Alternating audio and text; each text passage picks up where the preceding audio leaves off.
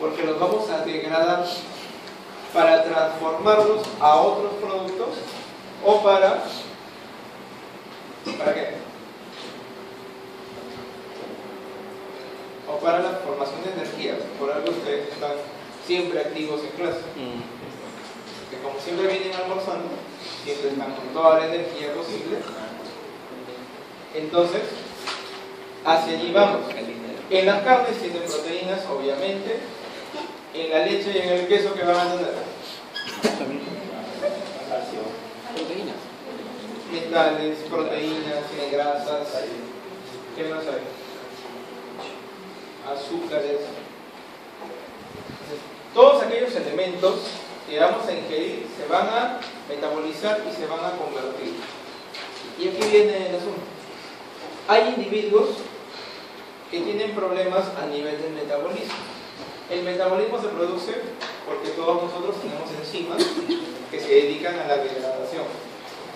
Y esa enzima es una proteína. Vamos avanzando y la proteína viene de un gen. Entonces, si mi gen es normal, tengo enzimas normales. Pero si tengo una alteración genética o una mutación, voy a tener una enzima anormal. ¿Y ustedes creen que el metabolismo va a ser óptimo? No. Voy a tener un problema metabólico. Entonces, todos los problemas metabólicos que vamos a ver hoy son producidos por la alteración enzimática, que viene de una alteración génica. Y este es el problema, que te hace daño lo que comes y no puedes dejar de comer. Entonces, partimos por allí. Es un problema, el error innato del metabolismo, en el cual los alimentos que están ingiriéndose no se van a degradar y por lo tanto, si no se degradan, ¿qué sucede con ellos? Se acumulan. Entonces yo lo voy acumulando. Y como no lo voy a degradar, también lo voy a estar perdiendo. ¿Por dónde creen ustedes que pueden perder algunas moléculas que no pueden ser asimiladas? Por la orina, por el sudor, también la piel. Entonces, si la acumulo, el problema radica en que la acumulación se transforma en una molécula tóxica, tiene un cierto grado de toxicidad. Entonces, no es que yo voy a tener las características clínicas de un día para otro. Este es un problema acumulativo. Pueden pasar 3 años, como pueden pasar 6 meses, como pueden pasar 20 años de todo este periodo de acumulación, en el cual ya ese producto se va a volver tóxico y por lo tanto se va a manifestar en las características físicas y clínicas que vamos a revisar hoy.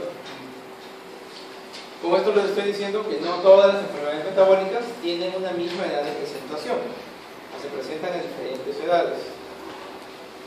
Las enfermedades metabólicas tienen patrones de herencia, porque son enfermedades monogénicas.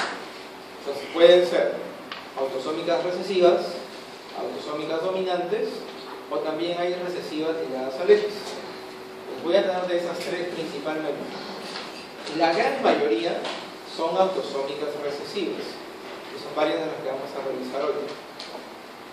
Entonces, para empezar, a ver, eso ya me dije. A ver, ¿quién ha almorzado hoy? A ver, pregunta de examen. ¿Quién ha almorzado? Ahí está, el único. ¿Nadie más ha almorzado? ¿Por qué has almorzado? Tenía hambre. Y el resto está estudiando, ¿por qué almorzas? No, porque tenía hambre. Tenía hambre. Porque tomé desayuno y tenía hambre. Entonces ellos no tienen hambre. Claro, tú almuerzas porque tienes hambre y los otros no tienen hambre. Está bien. No es digno de tener hambre. A ver, señor, ¿usted qué ha almorzado? ¿Qué video de almuerzo? A ver, ¿cuál ha sido el menú? Arroz con pollo y papa a la huancaína. ¿Cómo? Arroz con pollo y papa a la Arroz huancaína. con pollo con papa a la huancaína. Está rico. Bien. ¿Qué más? Un postrecito, ¿eh? Un alfajor. Un alfajor. ¿Está bien? ¿Qué más? Y ¿Agüita? Nica Cola. Una Inca Cola. Que con todo combina, está bien. Y ya miren, el señor ha almorzado su arroz con pollo con su papa a la huancaína, su alfajor y Inca Cola. ¿Está bien? A ver, su dosis calórica de hoy ya está completa. O sea, de aquí no almorzas hasta dentro de 2 días, por lo menos. La Inca-Cola es como si... ¿Tiene cuántas kilocalorías tiene la Inca-Cola? 120 kilocalorías. 120 kilocalorías, es un montón. Son 2 días de comida. Depende de la actividad. Sí, de acá a la noche me voy acá al gimnasio. No, es que con ese almuerzo por salud. Pero miren, ya, ¿qué ha ingerido su compañero? A ver, arroz con pollo, ¿qué hay allí? Carbohidratos, Carbohidratos, proteínas proteínas y grasas. y grasas. Siempre. ¿Con qué más? Con papa a la huancaína. La papa a la huancaína. Más Más carbohidratos, más grasa. más grasas, Y un poco de más queso. proteínas, que debe ser con leche y queso, eso. Sí, y su lechuguita. Claro, y su lechuguita para este like. Y luego tienes tu Y alfajorcito. alfajorcitos. ¿Y qué hay en el alfajor? Uf, pura grasa nada más es. Más Harina. carbohidratos, más azúcares. Y luego La Inca-Cola. la Inca-Cola, para que sea el detonante, más azúcares, antracina, ¿no? La amarillita, Gracias. probablemente mismo. Es rica, ¿no? ¿Está bien? Entonces, el señor ha ingerido una gran cantidad de carbohidratos digamos, en conjunto, 10 minutos. pocas grasas y pocas proteínas. Es una dieta a base más que todo de azúcares. Está bien para la energía, gran cantidad de energía. Pero el señor lo va a quemar en la noche, así que está bien. Entonces, digamos, arroz con pollo entra por acá. Por aquí. Cuando el señor ha ingerido su arroz con pollo, empieza la digestión. ¿Dónde empieza la digestión? En la boca. Ya, ¿y hay qué hay? ¿Qué hay en la cavidad oral? Es saliva. La saliva ahí en sí. Entonces empieza la predigestión, ¿no? Pequeña al inicio de la degradación. No es que sea una degradación completa. Depende, ¿no? Si ustedes mastican bastante para comer. Dependiendo del agua. Se lo comen directo. No, depende. Si estoy apurado, 5 minutos. Claro, Si hay tiempo, bastante, la disfruto. predigestión es mejor que cuando se comen cosas muy aceleradas. Eso ya lo sabes. Entonces, miren, entra el arroz con pollo del señor, entra una predigestión y luego, ¿a dónde llega su barriga? Al estómago. Al estómago. ¿Y ahí qué? Ácido clorhídrico. Todos los ácidos empiezan a atacarlo y se empiezan un poco a procesar y a degradar. Entonces, todos esos carbohidratos que ha ingerido su compañero va a pasar por varias rutas metabólicas y en cada ruta se va a hacer cargo una enzima. Entonces su arroz con pollo ya no es más arroz con pollo, ahora se va a llamar sustrato. ¿Ya? El sustrato es el que nos interesa. El sustrato va a ser atacado por una primera enzima y lo va a convertir ahora en un producto. Entonces, primera clase de bioquímica. Producto es igual sustrato más enzima. Sustrato más enzima es producto. Entonces, llegó al producto que está aquí y ahora este producto va a ser utilizado en otra vía metabólica. Entonces, ahora este producto es sustrato. Otra vez. El sustrato más enzima, ahora tengo otro producto. Y este producto a su vez se va a transformar a sustrato, porque es utilizado por una enzima 3 para darme un producto D al final.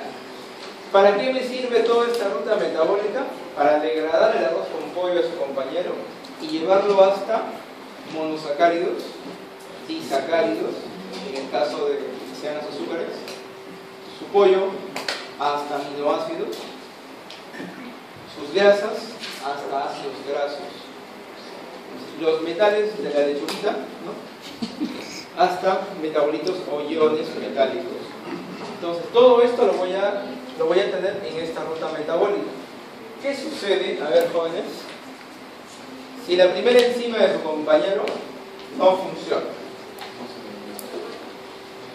No se degrada. tiene una mutación en enzima 1, lo cual hace que la enzima no funcione, por lo tanto es la primera de la ruta metabólica. ¿Y qué va a pasar?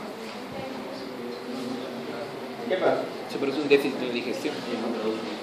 Se produce una alteración en la ruta metabólica, por lo tanto, ¿qué se va a acumular? A ver, hablando de estas letras, nada, ¿qué se acumula? A. ¿Y qué va a disminuir? B. B, C y B, C, D. D. Recuérdense que C, para que haya C, tiene que haber B. Y para que haya D, tiene que haber C. Y además tiene que haber B. Entonces, una enfermedad metabólica también es llamada una enfermedad por depósito. Hay un sustrato que se va a acumular y hay productos que van a disminuir. Y aquí está el problema, porque estos productos son utilizados en otras vías metabólicas. Por lo tanto, un problema en una enzima se convierte al final en un problema sistémico, porque todos esos productos van a ser utilizados para hacer hormonas, o para músculos, para neurotransmisores, o para proteínas de membrana, o simplemente también para hacer el mismo ADN, para la replicación. Entonces el problema se convierte en un problema sistémico. Y aquí está el primer gran...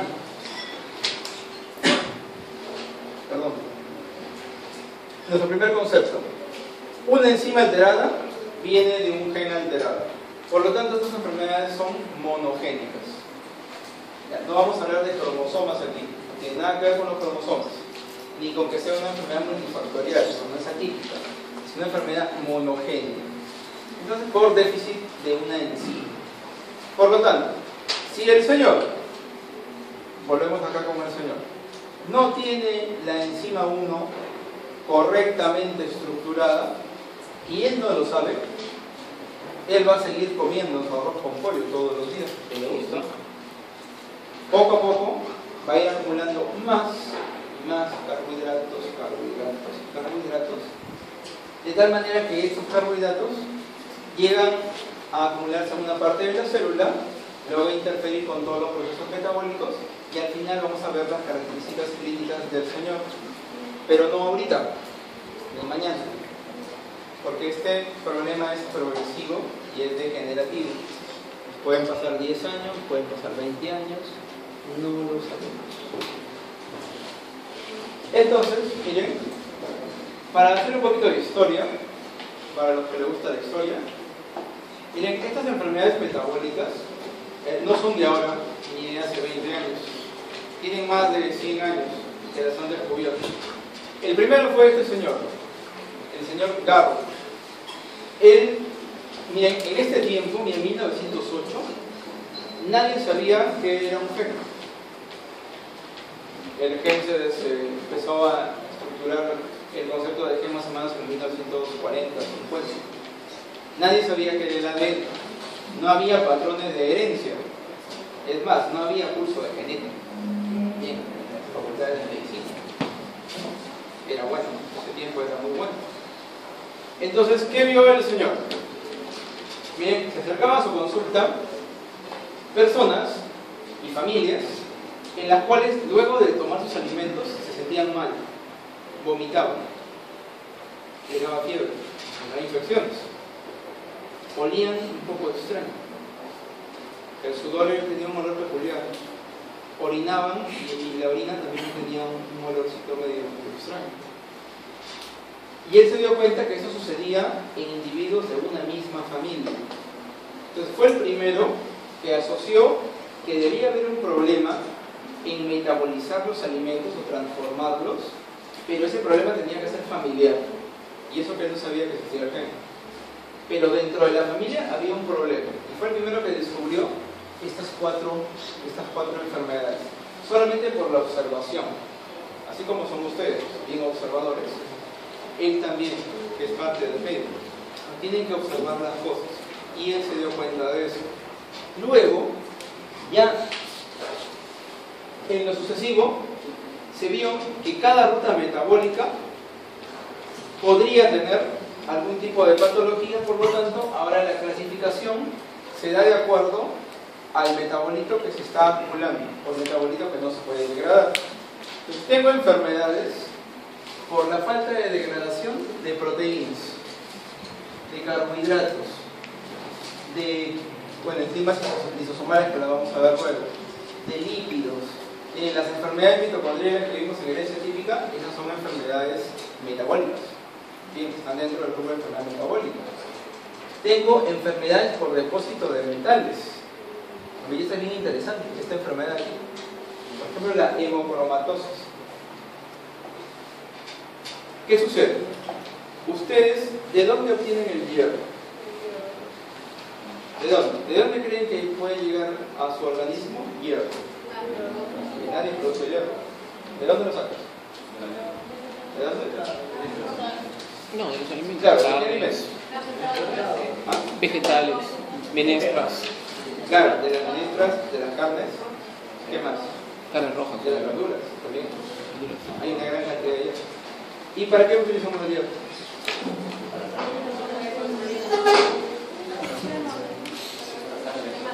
Claro, durante la formación de la hemoglobina. Y para que realice todas las funciones que ya conocemos. Miren, tengo un problema.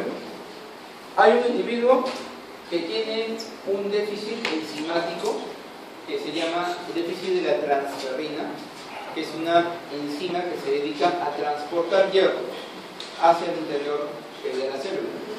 La transferrina no funciona, por lo tanto el hierro se acumula. El hierro se va a acumular en el torrente sanguíneo y va a empezar a viajar por todo tu cuerpo. Y va a llegar a un órgano que es bastante complicado, que es el hígado. Y te da una hepatomegalia. El hígado empieza a crecer.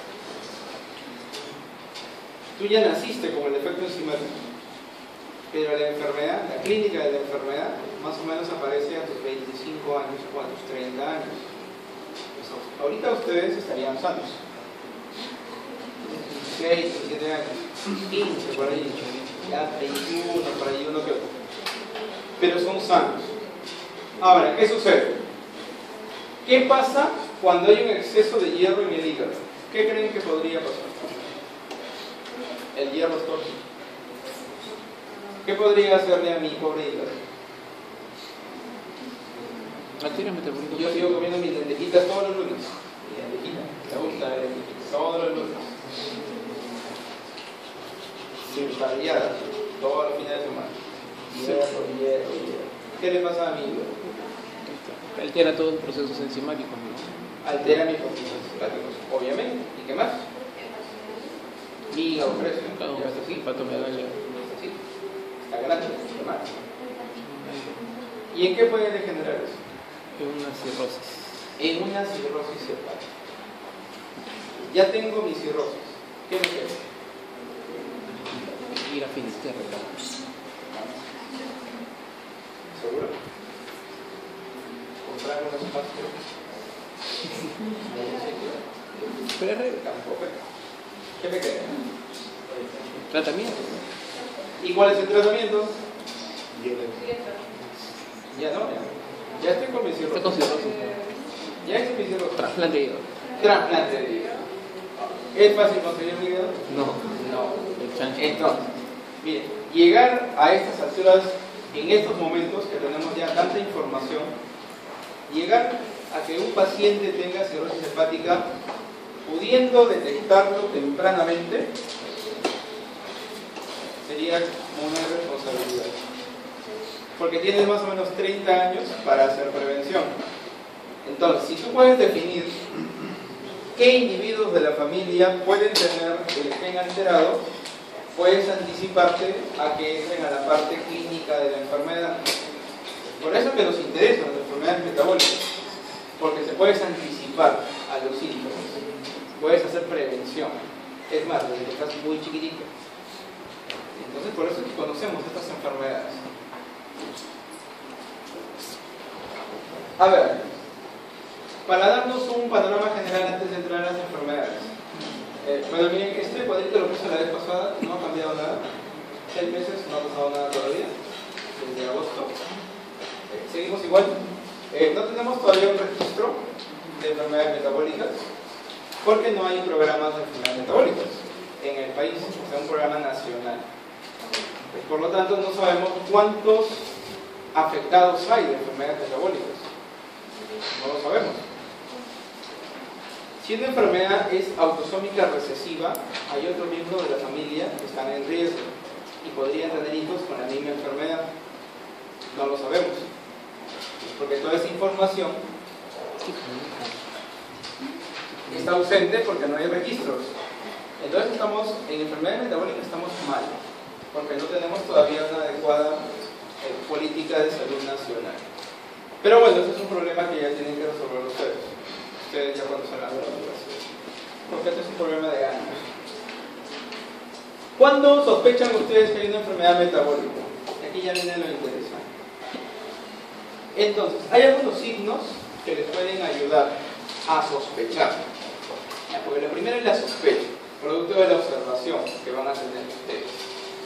Entonces, ¿qué sucede? Si un individuo constantemente está ingiriendo un cierto tipo de alimentos y sabemos que no lo puede metabolizar, va a manifestar vómitos recurrentes, puede ser una característica muy saltante, puede manifestar problemas respiratorios, letargia. Por ejemplo, ¿qué les pasa a ustedes cuando después de almorzar? A ver, ¿le da sueño? Es una letargia propia de la digestión, porque hay un problema de acidosis, alcalosis en el señor que se está equilibrando y hasta que eso pase le va a dar sueño, normal. Pero hay personas con enfermedades metabólicas que tienen una letargia crónica, siempre están cansados. Por ejemplo, el señor no tiene una enfermedad metabólica.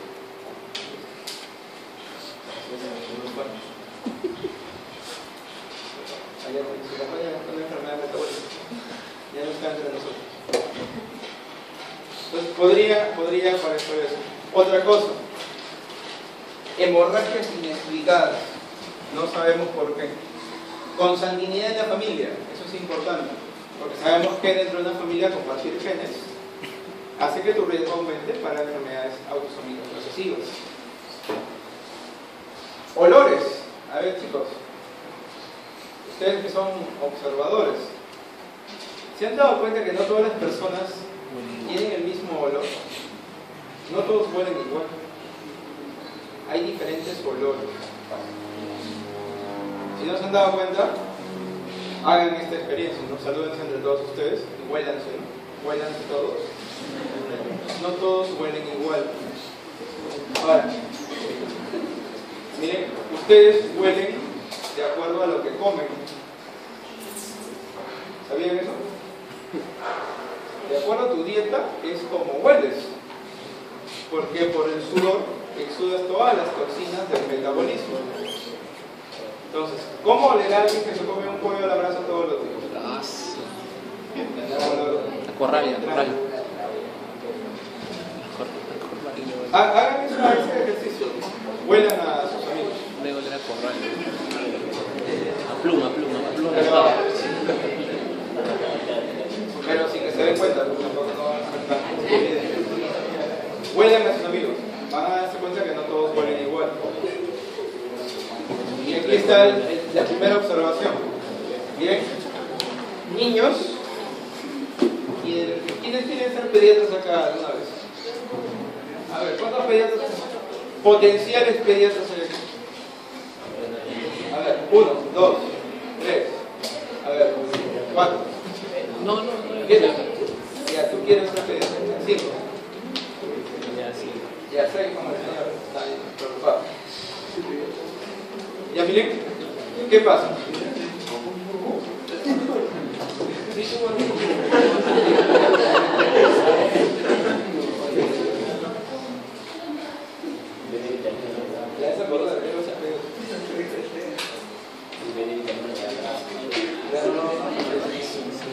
Psiquiatra. Yo voy a ser paciente.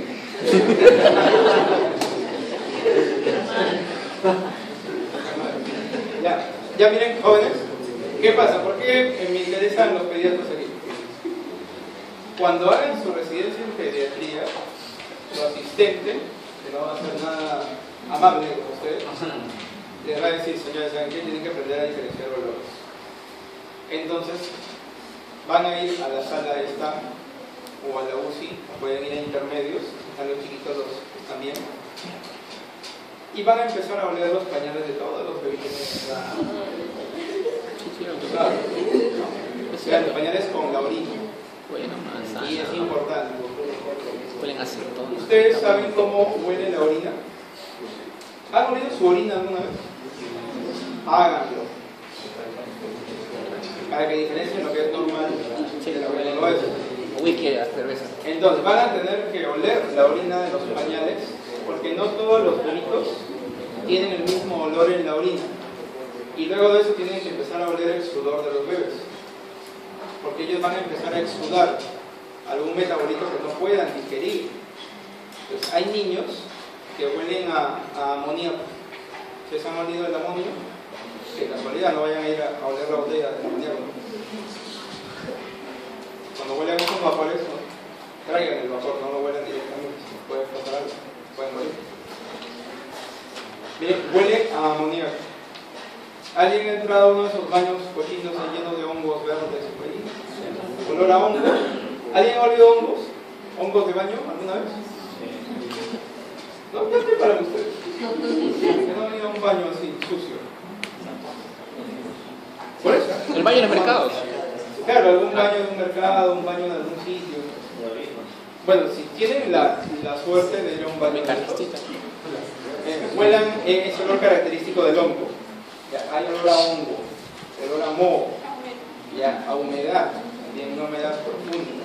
Pero miren, ese olor emana de la piel de los niños, está en la orina de los niños. ¿Alguien ha olido la algarrobina social? A ver, las mujeres han olido la algarrobina. Todos creo que han olido. Miel de abeja, a ver, Buenas. más fácil. ¿Alguien ha olido miel de abeja? No ha olido nada usted. No huele nada. Miren, huele la algarrobina. Hay orinas con un olor similar a la algarrobina. No va a tener el mismo sabor, obviamente, pero el olor sí lo tiene. Es un olor dulce. Como pa' jugo. Ya, miren, hay orinas negras. Hay niños que orinan negro, porque hay ácido homogentísico que se oxida, se pone negro y el pañal es negro, porque es una enfermedad metabólica que no puede reducir los nitratos, ¿no? Se empiezan a escapar. Entonces, miren, el olor es clave aquí. Entonces, hay niños que van a empezar a emanar olores desde muy tempranas edades, de repente desde los 3 meses, o de repente al año, o a los 2 años. Entonces, de eso tienen que darse cuenta, porque es el primer signo de sospecha de que hay un problema de origen metabólico. Ustedes tienen que empezar a investigar qué está pasando allí. Entonces, a ver, esto lo pasamos. Vamos a ver, miren, ¿cómo los evaluamos? A partir de la sospecha, ustedes pueden hacer lo que ya saben, y es gratis, ¿no? Barato, que es esto de acá. Las genealogías. Entonces empiezan a investigar a esos posibles afectados si hay algún otro miembro en la familia con el mismo tipo de enfermedad. Porque la señora no lo va a saber, o sea, la mamá, ni por aquí se le va a pasar que su hijo tiene una enfermedad del gen metabólico. Entonces ustedes tienen que empezar a investigar la familia. Luego de eso, luego de saber cómo está la familia, empezamos ahí sí con los exámenes clásicos, normales, generales, que a todos les hacen. A ver, un examen general. Un hemograma. Un hemograma es lo más sencillo. Si quiero ver sobrecarga de hierro, Hemoglobina. puedo ver la hemoglobina, puedo ver el hematocrito. ¿Qué me puedo orientar? Digamos, ¿debería existir glucosa en orina?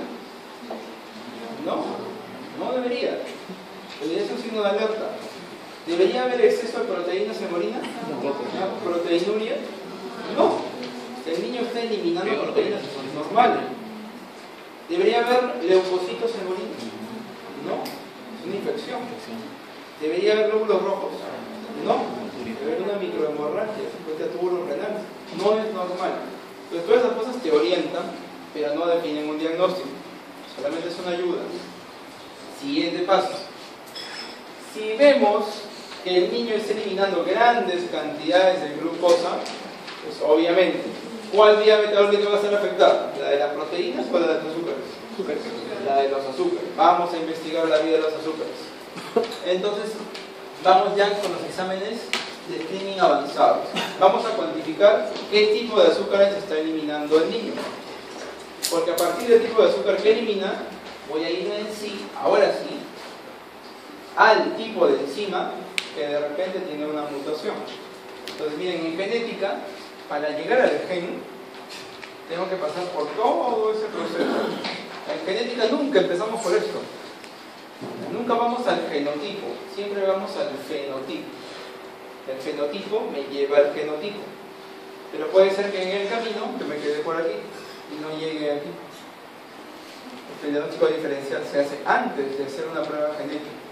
Para hacer una prueba genética hay que estar bien seguros, porque esto es caro. Entonces hay que tener diversos criterios para hacerlo. Entonces recién llegó allí. Entonces, la edad de presentación, como les decía, es variada. Puede ser neonatal, puede ser en la infancia. Neonatos son primeros 20 días de nacido. Desde el día 0 hasta el día 20, es un neonato. Del 21 hacia adelante, ya es un infante. Ya vamos por ahí. Puede ser de inicio tardío, en la adolescencia, en la adultez.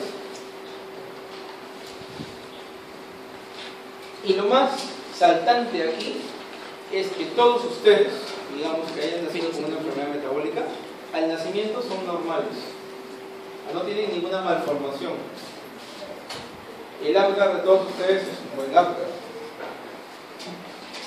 ¿Conocen el término Apgar? ¿Lo han escuchado alguna vez?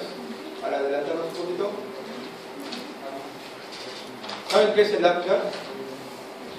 A ver, chicos, a ver, los pediatras, ¿dónde están? A ver, Apgar. A ver, señor, ¿sabe? Se hace después del parto. Se hace después del parto, claro, pero un concepto. ¿Qué es? Claro, es un sistema de medición físico de cómo nace el niño, que va en una escala, ¿no? Va de 0 a 9. Entonces, si tú naces, digamos, si no te ayudan para que lloras solo, tienes buena tonicidad, buena respiración, buenos reflejos, tienes un Apgar 9, que la mayoría de ustedes seguro han nacido con Apgar 9. Si no quieres llorar, tendrás un Apgar 7. Si naces inconsciente, tendrás un Apgar 5. Si eres hipotónico, has retenido líquidos, tendrás un Apgar 4 o 5. Si no te mueves, es 3. Si naces muerto, 0. Apgar 0, no hay reflejos. Entonces, es un sistema de medición de cómo naces. Entonces, ¿qué sucede? Todos los niños con enfermedad metabólica nacen con un buen Apgar. Entonces, ustedes, pediatras, no se van a dar cuenta que aquí está pasando algo. Todos hacen bien, porque las manifestaciones van a aparecer desde los 3 meses hasta los 30 años, podríamos decir. Pero cuando aparecen las manifestaciones clínicas, esto ya es irreversible. Y lo principal, que es lo que más nos interesa, es el retardo mental. Cuando un pacientito ya hace retardo mental, ya no lo podemos recuperar. Hace retardo mental cuando ya hay un periodo prolongado de exposición al mismo agente inductor, que en este caso son los alimentos. Entonces, ejemplo de esto está de aquí, que es la más conocida, la que tiene mejor manejo clínico, y digamos, en estas alturas de la vida casi no hay enfermos con fenilcetonuria en países desarrollados. Aquí todavía tenemos varios. Esta es la fenilcetonuria. Para empezar, la fenilcetonuria es una enfermedad rara. Está en el orden de 1 en 10.000 a 1 en 15.000. Entonces tengo que esperar que nazcan 15.000 niños para tener un afectado. Si tenemos que un hospital de gran envergadura en nacimiento, como puede ser la maternidad, nacen 20.000 niños al año, solamente en ese hospital. Entonces, para tener un enfermo con fenilcetonuria, tendré 1 o 2 al año, con suerte. Hay enfermedades que son 1 en 1.000.000. Tienes que esperar 10 años o 20 años para que tengas un afectado. De repente nunca en tu vida vas a ver un afectado. De repente ves uno, como si te sacaras la lotería. Porque son muy raras, son enfermedades raras. Por eso son llamadas también enfermedades huérfanas. Entonces ustedes lo buscan ahí, la enfermedad huérfana es una enfermedad metabólica. Pero bueno, la incidencia es muy baja, para empezar. Y aquí vamos a hablar de una enzima, que es la que me interesa. La enzima se llama fenilalanina hidroxilasa. ¿Ya? Esa es mi enzima, que viene de un gen de la fenilalanina hidroxilasa, que está en un cromosoma. ¿En qué cromosoma está? En el 12, ya lo vimos. Está en el cromosoma 2. Entonces, acá viene el problema bioquímico. La fenilalanina hidroxilasa, que está aquí arriba, va a metabolizar el pollo que se ha comido su compañero, donde hay gran cantidad de fenilalanina, y la va a transformar a tirosina. ¿Saben dónde hay más fenilalanina?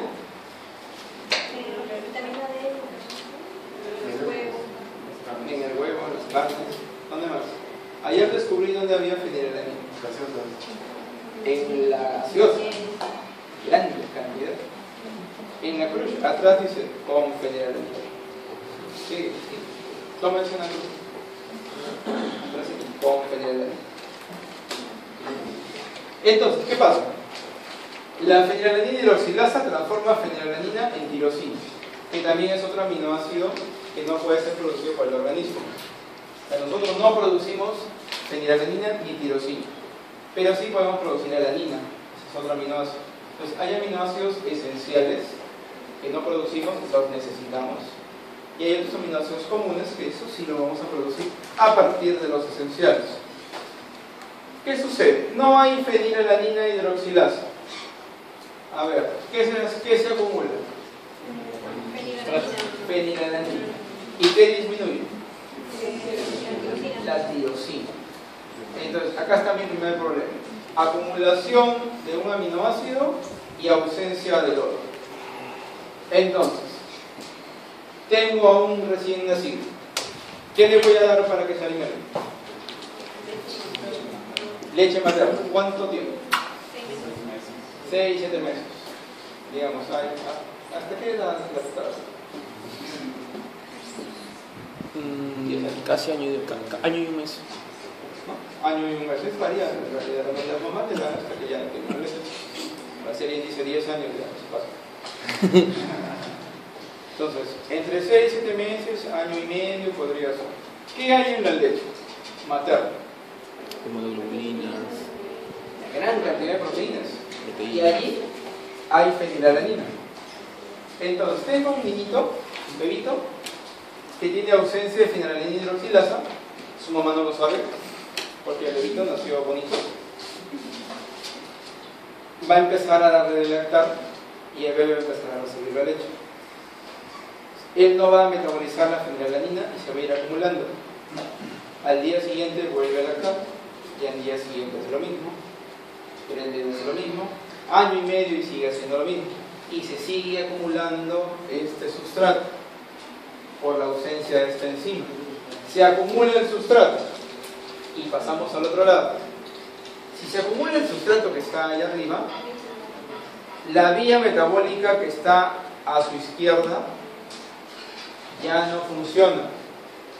Pero como hay una gran cantidad de ese sustrato, activamos la vía de la derecha. ¿Y qué pasa con la vía que está a la derecha? Miren, la fenilalanina se asocia con el piruvato. ¿Y el piruvato de dónde lo obtenemos? De la glucólisis. Todo es el ciclo de la glucosa. El piruvato se asocia a la fenilalanina y ahora tengo fenilpiruvato. Y de paso formo alanina, miren que era otra aminoácido. Entonces, fenilpiruvato. El fenilpiruvato es un ácido que se llama también ácido fenilpirúvico, pero que es muy inestable y se va a transformar a 2 sales, fenilacetato y fenillactato. Entonces, esto va a suceder 6 meses, 7 meses, 8, 9, un año y medio en el caso del señor, ¿no? De acumulación de derivados del ácido fenilpirúvico que van a empezar ahí sale el torrente sanguíneo, pasan por todo lado y van a empezar a llegar hasta el sistema nervioso central. Esas sales y ese ácido va a ser tóxico a nivel de tus neuronas y las va a empezar a destruir. Entonces, poco a poco, de acuerdo a la inducción del alimento, vas a ir destruyendo tus neuronas. Y cuando tengas 2 años, ¿cuál va a ser la manifestación más saltante? Retardo mental. Por la inducción o la síntesis de grandes cantidades de ácido fenilpirúmico, pero por ausencia de tu fenilalanina hidroxilasa. Entonces, como la alteración de un solo gen puede causar ahora un problema sistémico. Y miren, no lo ha hecho al otro día, al día siguiente de nacido. Lo hará a los 2 años o a los 3 años. 3 años es tiempo suficiente como para poder realizar algún plan de prevención y de que este individuo no llegue a ser la clínica de la enfermedad. A eso vamos.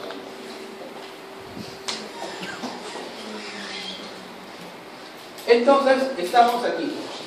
Que vamos a complicar un poquito más nuestro cuadro.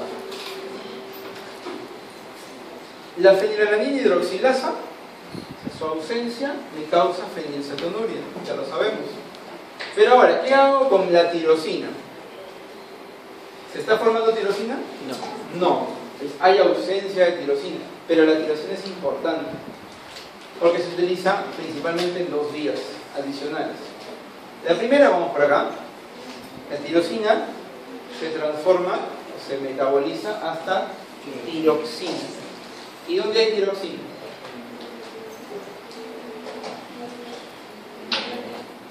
A ver, ¿dónde hay tiroxina? ¿Dónde? No, dime yo. ¿En la tiroides? Claro, en la tiroides. ¿A nivel de qué? O de las hormonas tiroides. Claro, a nivel de la tiroides hay hormonas tiroides. ¿Qué hormonas tiroideas conocemos?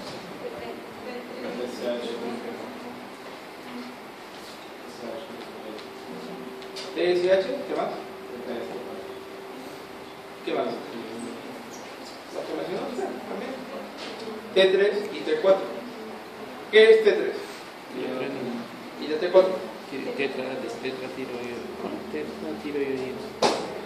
Como tetrayodo tiroidino. Entonces, la tiroxina se usa para la producción de T3 y T4.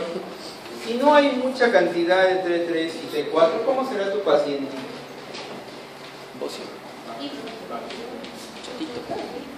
Pequeñito, va a ser bajito, estatura corta.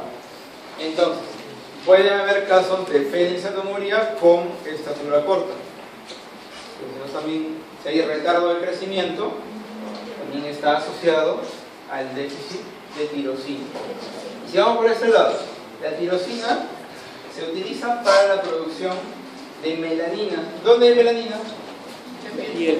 En la piel, ¿dónde más? Iris. ¿Dónde? En los iris. ¿Dónde? En el cabello. ¿Dónde? En el cabello. ¿Dónde más? En el color de los ojos. ¿Y dónde está? La iris. En el iris. Entonces, poca tirosina, poca melanina. ¿Cómo será el pacientito? Rubí. Se va a empezar a aclarar con el tiempo. Qué bonito me Se aclara.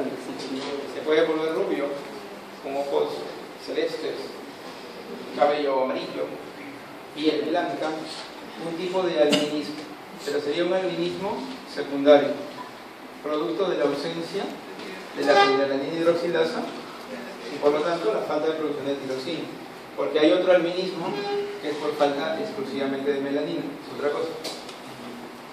Que ese no tiene retraso. Ese no tiene retraso, claro.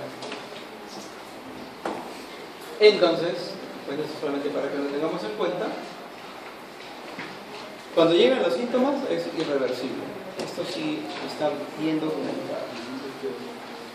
Pero hay otras realidades, señores jóvenes, donde hay personas que están controladas.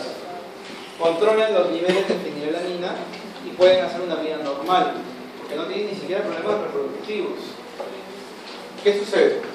Hay mujeres con fenilcetonuria que llegan a ser controladas, pero si no controlan los niveles de fenilalanina, este aminoácido se convierte en lo que conocemos como un teratógeno. Para recordar, miren, un teratógeno es una sustancia que puede tener diferente origen, que interfiere con el desarrollo embrionario y produce por lo general malformaciones congénitas. Entonces, dentro del periodo embrionario, las primeras 8 semanas. Entonces, para terminar con los teratógenos, puede ser la contaminación, puede ser el plomo, puede ser un aminoácido, pueden ser hormonas, pueden ser medicamentos que van puede ser el alcohol. Hay madres que les gusta tomar durante la gestación. El alcohol también produce malformaciones congénitas y también produce retardo mental. ¿Qué sucede? Si una mujer no controla los niveles de fenilalanina, esta fenilalanina va a interferir con el desarrollo embrionario y me va a producir microcefalia. ¿Qué es la microcefalia? Cabeza pequeña. ¿Por qué? Hay un retardo en eso. O puede ser una situación temprana. ¿Por qué tienes una cabeza pequeña? No, porque es un cierre prematuro de la bóveda craneana. Ya lo, ustedes ya llevaron anatomía. ¿Han visto todas las Fisuras. líneas y las suturas que hay en el cráneo? ¿Cuándo empiezan a fusionarse las suturas? Tiene 3 años. Después de no, hasta los año y medio.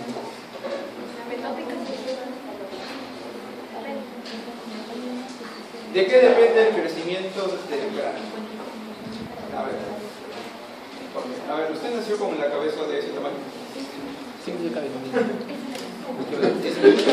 No, chiquito obviamente, comenzaba a... Claro, poco a poco tu cabeza va a ir creciendo. Digamos, el señor no nació con su cabeza de ese tamaño.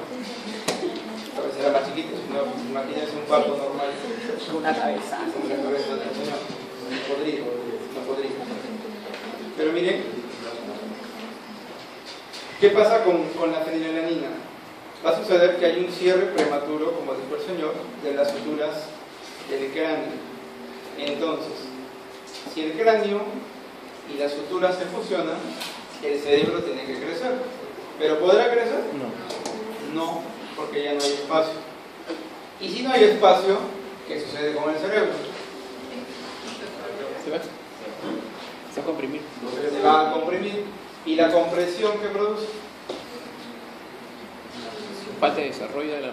Falta de desarrollo, muerte celular. Y al final, ¿cuál será la consecuencia? Retardo mental. Entonces, a ver, para los pediatras que están por allí, la microcefalia siempre va con retardo mental. Siempre. No hay microcefalia sin retardo mental. Siempre va a ir así. Entonces, y retardo mental muchas veces va con retardo del crecimiento. Eso hay que tener en cuenta. Hay varias disposiciones que pueden ir haciendo: retardo mental, microcefalia y retardo de crecimiento. Por lo general siempre van de la mano, ¿señor? Retardo de crecimiento con retardo mental. Entonces, el niño va a tener todos estos defectos producto de que su mamá no controló los niveles de fenilalanina durante la gestación, principalmente en la etapa embrionaria, en las primeras 8 semanas. A ver, pasamos a la otra. Miren, hay enfermedades que se dan en el lisosoma, enfermedades lisosomales. ¿Qué es el lisosoma? Es un organelo. ¿Dónde está? ¿Dónde está? En el citoplasma de la célula. ¿Para qué sirve el lisosoma? Para la digestión celular. Entonces, volvemos al arroz con pollo de su compañero. Lo degradó hasta azúcares polisacáridos y estos van a ser internalizados a la célula y van a llegar hasta el lisosoma. Y en el lisosoma se va a encargar de degradarlos hasta monosacáridos o hasta disacáridos. ¿Qué pasa si el señor tiene las enzimas para la degradación de polisacáridos alteradas? ¿Podrá degradarlo? No. ¿Y qué sucede con los polisacáridos que siguen ingresando al lisosoma? Se van a acumular. ¿Y cómo voy a ver ahora mi lisosoma? ¿Qué le pasa al lisosoma? ¿Qué le pasa al lisosoma? Crece. Empieza a crecer. El lisosoma, digamos que lo ves al microscopio de este tamañito, ¿sí? Se va a hacer muy grande, porque va a empezar a capturar todos los polisacáridos que empiezan a ingresar. Por eso que estas enfermedades también son enfermedades de depósito o de acúmulo de sustancias, o lo que en el pasado estoy hablando hace 20 años, se llamaban las tesaurosis. Tesaurosis es como atesorar, o guardar cosas, que es lo mismo. El lisosoma guarda los carbohidratos, no los metaboliza, y producto de esta falta de metabolismo es que hay un problema sistémico. Vamos a ver algunos casos como estos. Entonces miren, la enfermedad lisosomal va a ser clasificada de acuerdo al metabolito que no puedas metabolizar. Entonces hay enfermedades lisosomales por depósito de esfingolípidos, de mucopolisacáridos, que son azúcares grandes, de oligosacáridos, que en este caso son azúcares pequeñas, azúcares cortas. Voy a ver por glicógeno, por aumento exacerbado del glicógeno. Pues cada una de estas va a tener una enzima alterada. Para esto tenemos, para que me sigan, esta es la enfermedad, la enzima alterada, y este es, en este caso, una molécula que no puede ser degradada. Entonces, aquí podemos tener, por ejemplo, Fabry, esta de aquí. Miren, en la enfermedad de Fabry, que es una enfermedad recesiva ligada al X, entonces los varones son los más afectados que las mujeres. Voy a tener una enzima, que es la alfa-galactosidasa. Esa enzima se dedica a la degradación de ceramidas. ¿Qué son las ceramidas?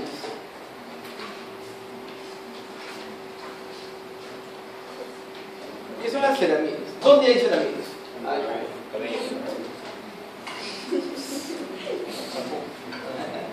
¿Dónde hay ceramidas? ¿Dónde hay ceramidas? ¿En cabello de ceramidas. ¿En folículos pilosos? En el champú. ¿Dónde? ¿En folículos pilosos? Ya, ¿qué más? ¿En piel? A ver, ¿qué característica química tiene la ceramida? ¿Qué es? ¿Un azúcar? No. ¿Qué? ¿Una proteína? ¿Qué? Es un ácido graso. ¿Qué? ¿Qué naturaleza tiene? ¿La grasa? Sí, no es un ácido graso. Claro, es un precursor de un ácido graso. Entonces, la ceramida como tal no existe tampoco, sino que existe bajo su forma, digamos, química natural, que es la hexócido glucosil galactosil ceramida. Esa es la forma, digamos, normal de decirlo, ¿no? Pero para fines prácticos es una ceramida. Pero vamos a dejarlo. Tiene naturaleza de grasa, porque es un precursor de los ácidos grasos. Entonces, si tengo esta enzima que no funciona, tengo acumulación de derivados de las ceramidas. El problema de aquí es que se van a acumular. ¿Y dónde se acumulan? Bien, se acumulan a nivel del aparato circulatorio y a nivel de los túbulos renales. Entonces, un paciente con enfermedad de Fabry va a debutar con insuficiencia renal, con una enfermedad coronaria que te puede llevar a una hipertensión o a un infarto. Te puede llevar también a un trasplante de riñón a edades muy tempranas, 8 o 9 años, en etapa pediátrica. Las pediatras están enfermedades renales, esa recesiva ligada al X podría ser Fabry. Es una enfermedad rara. Quizás vean un Fabry en su vida. Uno de cada 50.000. Bastante raro. No hay tratamiento por dieta. No es como la fenilcetonuria. Digamos, si hay acumulación de fenilalanina, le quito la leche, le quito las carnes, nunca va a comer carne, no va a tomar la cruz, ni las gaseosas, no puede tomarlas. Puedo regular la cantidad de fenilalanina por la dieta, pero en el caso de Fabry no puedo. No puedo regular la ingesta de grasas. Entonces, lo que existe actualmente es la terapia que se denomina de reemplazo enzimático. Me falta la enzima, le colocamos una enzima sintética. Entonces ya se vende. Se vende la enzima, que es un análogo de la alfa-galactosidasa A, que se va a encargar de reponer la vía metabólica para la degradación de las ceramidas. Pues, obviamente, ese fármaco es muy caro. El tratamiento cuesta 200.000 euros anuales. Ese es el tratamiento, que son como $4.000 mensuales que cuestan estas ampollas. Es una ampolla cada 2 semanas. Pues, obviamente que quien gana $8.000 mensuales. En la San Juan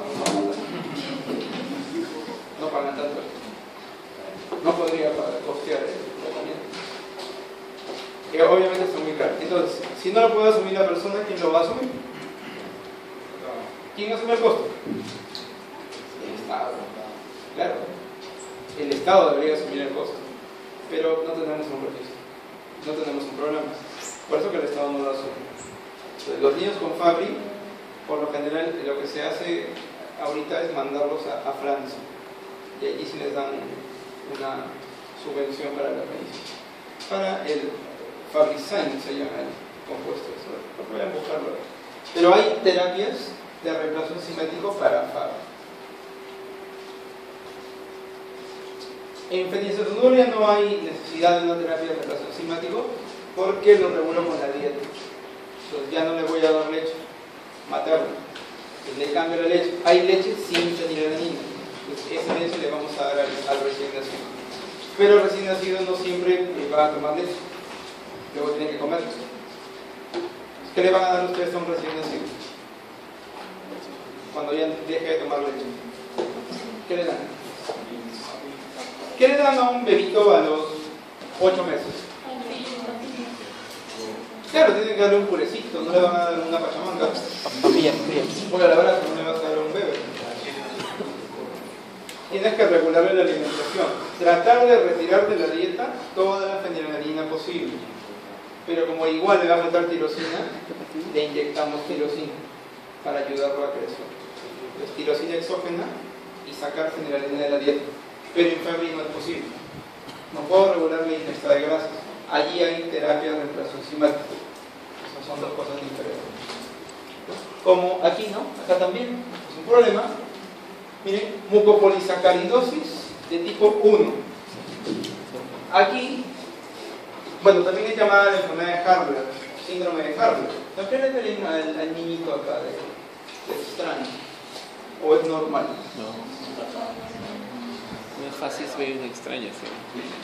Sus fases son raras, ¿no? ¿Qué tan raras? ¿Qué ven aquí? Para empezar, su cabeza es muy grande. ¿No? ¿Eso cómo se llama? Macrocefalo. Cabeza grande. ¿Qué más? ¿Qué más? Tiene ¿Qué más? la base. ¿Qué base? La base de la nariz bastante ancha. La base. Todo, en realidad. Bueno, Tabique nasal. Tabique nasal es ancho. ¿Qué más? Sus cejas. ¿Está bien? Eso es por fuera. Por dentro no sabemos cómo estará. Pero podemos ver opacidad corneal. Podemos ver hepatoesplenomegalia. Hepatomegalia, ya lo vimos, hígado grande, esplenomegalia, Vaso grande. su vaso también está grande. ¿Y por qué creen que crece un vaso y crece el hígado?